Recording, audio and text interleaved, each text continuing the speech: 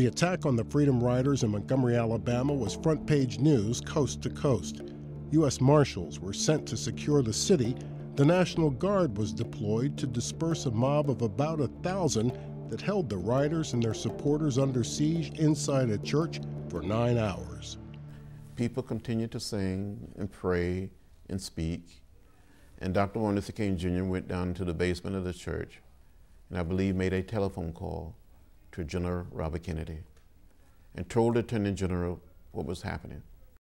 According to the Attorney General, no mob will be allowed to assemble here in front of this church. On Sunday, May 21st, with troops in the streets in Montgomery, the violent events of the entire week are recapped in the newspapers and on network television.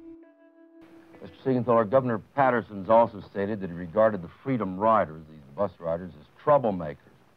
What's the Justice Department stand on that? Well, I don't know that we have a stand on that. These people, these Freedom Riders, are interstate travelers. They feel, and they do, have a right to ride the buses. They have a right to be on these carriers. We do not control them. We can't stand at the state line in Alabama and say, keep out. They have a right to come in, and we have a responsibility to protect interstate carriers and the passengers on interstate carriers. The determination of those young people was inspiring and a little frightening. There was absolutely no doubt that they were willing to die to change the country. May 22nd, 1961. The Freedom Riders leave Alabama and National Guard troops ride with them on the bus. The fight for integration moves to Mississippi and resumes a familiar pattern. But now, people from across the country travel south to join the Freedom Riders, having learned of their quest through the press.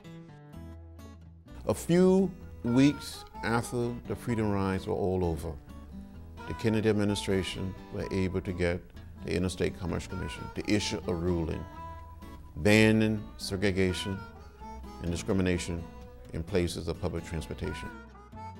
Those kids were smarter than the cops, smarter than the mayor, smarter than the police commissioner, smarter than the governor.